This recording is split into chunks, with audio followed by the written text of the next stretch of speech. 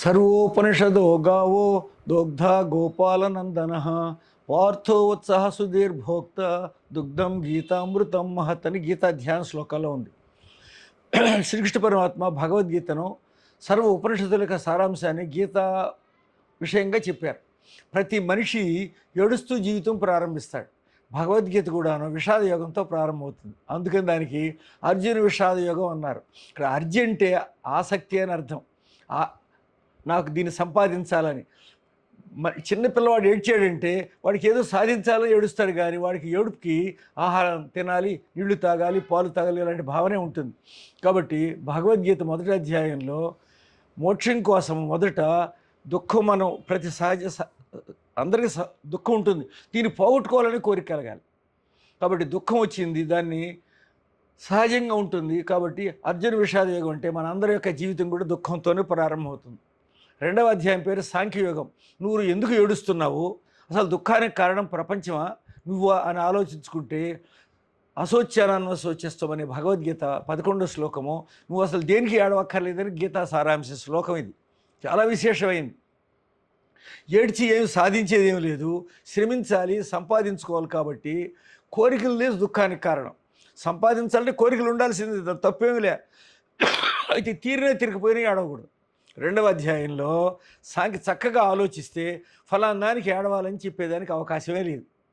సంతోషంగా చేయాలి, సంతోషంగా జీవించాలి, సంతోషంగా నిద్రపోవాలి. కాబట్టి ఏడ్చేదానికి ఏమో కారణాలు ఉన్నాయి. కాబట్టి ఏడ్చేదానికి ఏమి కారణం లేదని ఆలోచించేవాడు దేనికి ఏడవలసిన అవసరం లేదని చెప్పేదే సాంఖ్యయోగం అంటాం. అరే ఈ విషయం అందరికీ తెలుసు కదా, ఏడవకూడదని తెలుసు, అది ఎందుకు ఏడుస్తున్నాము? రాగద్వేషాలు దుఃఖానికి కారణం. 3వ అధ్యాయం పేరు కర్మయోగం. రాగంతో చేస్తాము, అనుకున్నది రాదు, దుఃఖాలు వస్తాయి. అనుకున్నది రావటమే కాదు, అనుకున్నది ఒకసారి వచ్చింది పొంగిపోతాం.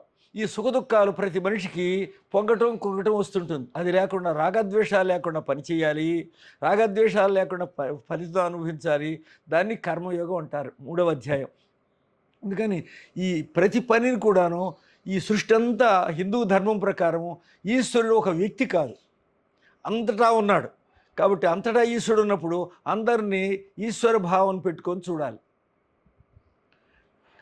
పని చేసినప్పుడు ఈశ్వరుడికి అర్పిస్తున్నట్టు చేసుకోవాలి.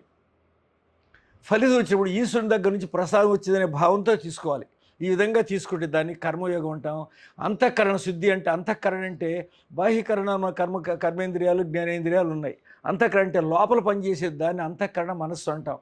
ఈ మనస్సు మనకు సుఖాన్ని ఇచ్చిన దాని మీద ఇష్టము, దుఃఖాన్ని ఇచ్చిన మీద ద్వేషం ఇలా పెంచుకునే దానికి అలవాటైపోయినాం. అలా లేకుండా రాగద్వేషాలు లేకుండా ఇష్టాయిష్టాలు లేకుండా పనిచేసి నువ్వు పనిని సంతోషంగా చేయొచ్చు, ఫలితాన్ని సంతోషంగా తీసుకోవచ్చు. చివరికి నువ్వు పొందబోయేది కూడా సంతోషమే ఉంటుంది. కాబట్టి దానికి కర్మయోగం అంటాం. ఈ విషయం తెలిసిన తర్వాత ఇది అంతఃకరణ శుద్ధిని కలిగిస్తుంది. అంటే అర్థమేమని, లోపల ఉన్న మనసులో ఉన్న రాగద్వేషాలను ఎరేజ్ కావటము, పోతుంది. ఈ విధంగా మనసు శుద్ధం అవుతుంది. వాస్తవమైన వాడు అసలు జీవితంలో నేనేం తెలుసుకోవాలి, గురువు దగ్గరికి వెళ్ళాలి. ఆత్మ అంటే ఏమి, పరమాత్మ అంటే ఏమి, జీవుడు అంటే ఏమి, మోక్షం, ఈ విషయాలు అడిగి తెలుసుకోవటం ఈ 4వ అధ్యాయం జ్ఞానయోగం అంటాం. కాబట్టి గురువు దగ్గరికి వెళ్ళి తద్విద్ధి ప్రణిపాతేన పరిప్రశ్నేన సేవయ, గురువుల దగ్గరికి వెళ్ళి నమస్కరించి సంస్కారవంతుడి తర్వాత వాళ్ళని నాకు పలానా సంశయాలు ఉన్నాయి, ఆత్మ అంటే ఏమి, పరమాత్మ అంటే ఏమి, ఈశ్వరుడు అంటే ఏమి, బంధం అంటే ఏమి, మోక్షం అంటే ఈ ప్రశ్నలు అడుగుతారు 4వ అధ్యాయంలో. అంటే నేననే ఈ శరీరాన్ని జీవుడు అంటాం, ఈ అంతటా ఉన్నదాన్ని పరమాత్మ అంటాం, ఈ కనపడేదాన్ని ప్రకృతి అంటాం. ఈ ప్రపంచంలో ప్రకృతితో ప్రతి జీవుడు సృష్టి చేసినటువంటి వాడిని ఈశ్వరుడు అంటాం.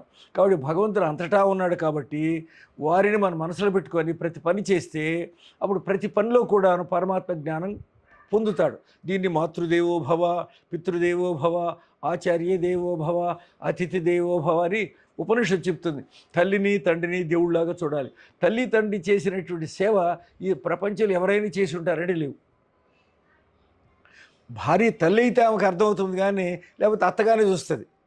ఆమె తల్లి అయితే అత్తను అర్థం చేసుకుంటారు, ఆమె తల్లి తల్లి యొక్క బాధలు అర్థం చేసుకుంటారు. ఈ విధంగా భగవంతుడు తల్లి రూపంగా తండ్రి రూపంగా ఉన్నాడని తెలుసుకొని ఈ ప్రపంచానికి మనం పరమాత్మ స్వరూపంగా భావించి సేవ చేయాలి. కాబట్టి ఈ జ్ఞానాన్ని సంపాదించేదానికి గురువు కావాలి. గురువు దగ్గరికి వెళ్ళి జ్ఞానం సంపాదించాలి. ఆ కలిగిన జ్ఞానంతో జీవిస్తే దాన్ని జ్ఞానయోగం అంటాం. దీన్ని ప్రాక్టీస్ చేసి జీవితంలో పశ్యన్, శృణ్వన్, స్పృశన్, జిఘ్రన్, అశ్రన్, గచ్చన్, స్వపన్, శ్వసన్, ప్రలపన్, విసృజన్, గృహన్, ఉన్మిషన్, నిమిషన్నపి ఇంద్రియాదేశు వర్తంతి అహం కించిత్ న కరోమి. జాగ్రత్త అవస్థలో మనం మెలకువలో అన్ని పనులు చేస్తున్నాం, అది పోతుంది. స్వప్నం వస్తుంది, అది పోతుంది. సుషుప్తి చేస్తుంది, అది పోతుంది.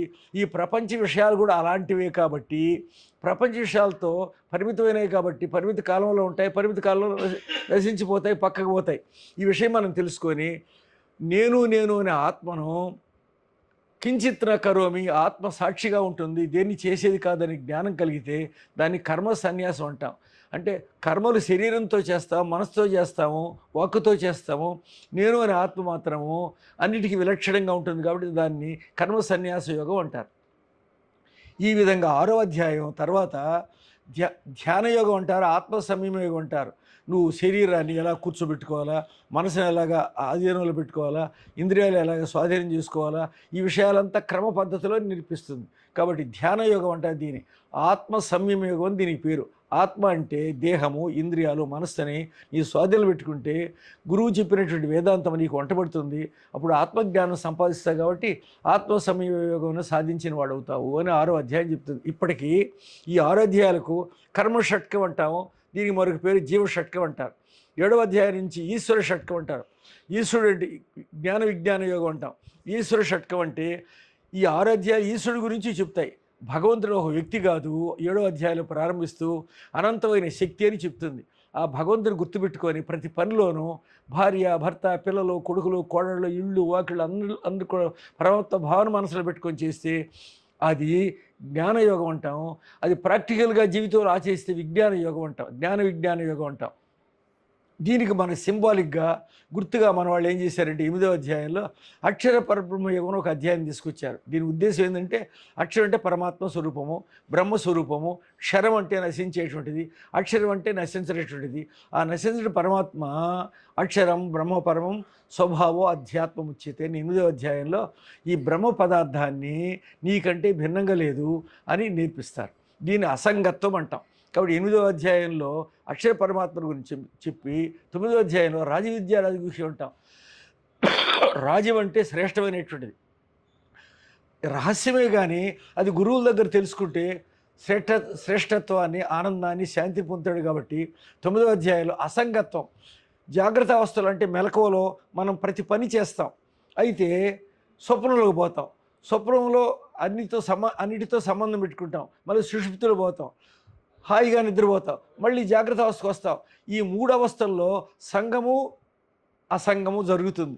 కాబట్టి ఆత్మ అసంగుడు అనేటువంటి భావాన్ని 9వ అధ్యాయంలో భగవంతుని ఈశ్వరుని యొక్క అసంగత్వాన్ని, జీవుడు యొక్క అసంగత్వాన్ని చెప్పి నువ్వు ఎలా అసంగంగా ఉండాలో చెప్పబడుతుంది 9వ అధ్యాయంలో. తర్వాత భగవంతుని విభూతులు అంటారు.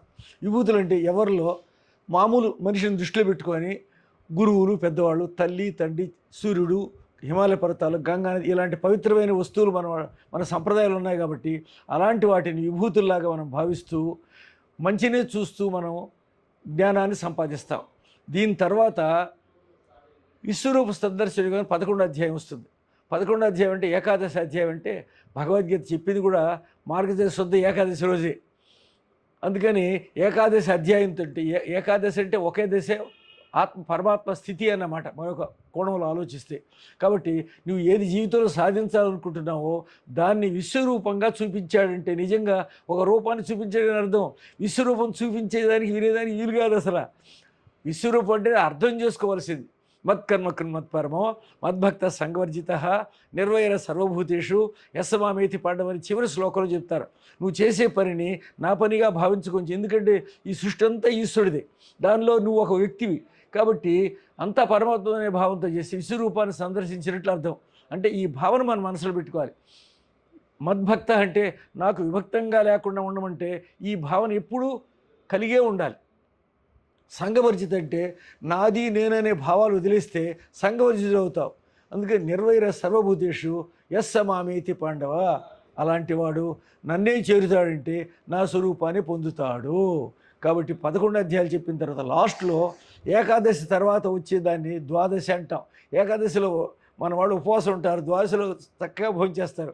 ద్వాదశ అధ్యాయం అంటే భక్తి యోగం. 11వ అధ్యాయం అయిన తర్వాత భగవంతుడు అంటే ఏంటో 7వ అధ్యాయంలో ప్రారంభించి 8వ అధ్యాయాలు వివరించి 9వ విపులీకరించి 10వ అధ్యాయం విభూతి చెప్తి 11వ అధ్యాయంలో విశ్వరూపాన్ని చూపించి, అంటే విశ్వమే విశ్వేశ్వరుడు, జగత్తే జగదీశ్వరుడు, ప్రపంచ పరమాత్మ అనే విషయం చెప్పగా అర్థమైన తర్వాత అప్పుడు వాడి కలిగే భక్తి విభక్తం కాని భక్తి. అలాంటి భక్తులుండే లక్షణాలు 12వ అధ్యాయంలో అద్వేష్ట సర్వభూతానాం, ఈ సర్వ ప్రాణులను ద్వేషించకుండా సర్వుల్ని ప్రేమించాలి. మైత్ర, మిత్రులతో మైత్రి, కష్టపడే వాళ్ళతో కరుణ, దీనులు యందు దయ, ఇలాంటి భావాలతో నీవు అందరినీ సమానంగా ప్రేమతో చూస్తే దాన్ని నిజమైన భక్తి యోగం అంటాం. కాబట్టి అద్వేష్ట సర్వభూతానాం, మైత్ర కరుణేవచ, నిర్మమో నిరహంకార, సమదుఃఖ సుఖక్షమి. కాబట్టి సుఖదుఖములు వచ్చినప్పుడు మనం సమత్వంగా ఉంటే నిజమైన భక్తుడు. ప్రహ్లాదునికి మనకు వచ్చేదానికంటే కూడా ఎక్కువ కష్టాలు వచ్చినాయి. ఆయన ఇప్పుడు నవ్వుతూ నారాయణ నామ స్మరిస్తే అలాగ జీవించాడో అలాగే విభక్తం కాకుండా భక్తితో ఉన్నాడు. కాబట్టి అలాగ మనం జ్ఞానాన్ని సంపాదించి భక్తి యోగాన్ని పరిపుష్టం చేసిన వాళ్ళు అవుతాం, పూర్తిగా అర్థం చేసుకున్నాను అవుతాం. ఇక అక్కడి నుంచి 13వ అధ్యాయం దీన్ని జ్ఞాన షట్కం అంటారు. 7వ అధ్యాయం నుంచి 8వ అధ్యాయం, 9వ అధ్యాయం, 10వ అధ్యాయం, 11వ అధ్యాయం భక్తి యోగంతో భక్తి షట్కం 6 అధ్యాయాలు ముగుస్తాయి. 2 6 12 అధ్యాయాలు. 18వ అధ్యాయం దగ్గర వరకు 13వ అధ్యాయం దగ్గర నుంచి 18వ అధ్యాయం వరకు దాన్ని జ్ఞాన షట్కం అంటారు. ఈ 6 అధ్యాయాలు జ్ఞానం అంటే జీవుల్లో ఉన్నటువంటి ఆత్మ, ఈశ్వరులో ఉన్నటువంటి ఆత్మ ఒకటే అని చెప్పేటువంటిది. సర్వక్షేత్రేషు క్షేత్రజ్ఞం, ఈ శరీరానికి క్షేత్రం అని పేరు, దీనిలో ఉన్న ఆత్మకు పరమాత్మ అని పేరు. ఇలాంటి ఆత్మను మనం తెలుసుకొని అందరినీ మనం ఈ జ్ఞానంతో జీవించేవాడిని, జ్ఞే పరబ్రహ్మతత్వం జీవిస్తే అలాంటి జ్ఞాన లక్షణాలను 13 అధ్యాయాలు చాలా చక్కగా చెప్తారు. ఇక అక్కడి నుంచి 14వ అధ్యాయం ప్రతి మనిషికి సత్వగుణంతో ఆలోచిస్తారు, రజగుణంతో పనిచేస్తారు, తమో గుణంతో విశ్రాంతి తీసుకుంటాడు. సత్వగుణాన్ని స్వాధీనంలో పెట్టుకొని, రజగుణాన్ని ఆధీనంలో పెట్టుకొని, తమో గుణాన్ని ఆధీనంలో పెట్టుకొని ఎవరైతే జీవిస్తాడో వాడు గుణాతీతుడు అంటాం అని 14 అధ్యాయాలు చెప్పారు. 15వ అధ్యాయం పేరు పురుషోత్తమ ప్రాప్తియోగం. పురుషుడు అంటే ఈ శరీరం అనే పొరవలో ఉన్నటువంటి పురుషుడు. ఉత్తమ పురుషస్త్వన్య పరమాత్మీతి ఉదాహృత, అందరి ప్రాణుల్లో ఉన్నటువంటి ఆత్మస్వరూపాన్ని పరమాత్మ అనేటువంటి విషయాన్ని 15వ అధ్యాయంలో చాలా స్పష్టంగా చెప్తారు. కాబట్టి హిందూ ధర్మం ప్రకారం పరమాత్మ అనేవాడిని విరాట్ రూపంగా, విశ్వరూపంగా, హిరణ్యగర్భ రూపంగా, చివరికి విశ్వరూపం దర్శించి పరమాత్మను పొందితే దాన్ని ఈ విధంగా సత్వగుణాన్ని, రజగుణాన్ని, తమో గుణాన్ని, 3 గుణాలను వాడుకుంటే వాడు గుణాతీతుడు అంటారు. తర్వాత ఈ జ్ఞానం మనకు కలగాలనుకుంటే సాత్విక శ్రద్ధ, రాజసిక శ్రద్ధ, తామసిక శ్రద్ధ అని 3 ఉన్నాయి. దీన్ని శ్రద్ధాత్రయ విభాగం అంటారు. కొందరికి సినిమాలు అంటే ఇష్టం, భార్య పిల్లలు సంపాదించడం ఇష్టం, కొందరికేమో రాజకీయాలు అంటే ఇష్టం, కొందరికేమో ఆత్మ పరమాత్మ భగవంతుడు అంటే ఇష్టం. ఇలాగలిగింది అంటే జన్మతోనే మనకి ఈ సంస్కారం ఉన్నది, దాన్ని డెవలప్ చేసుకోవాలి.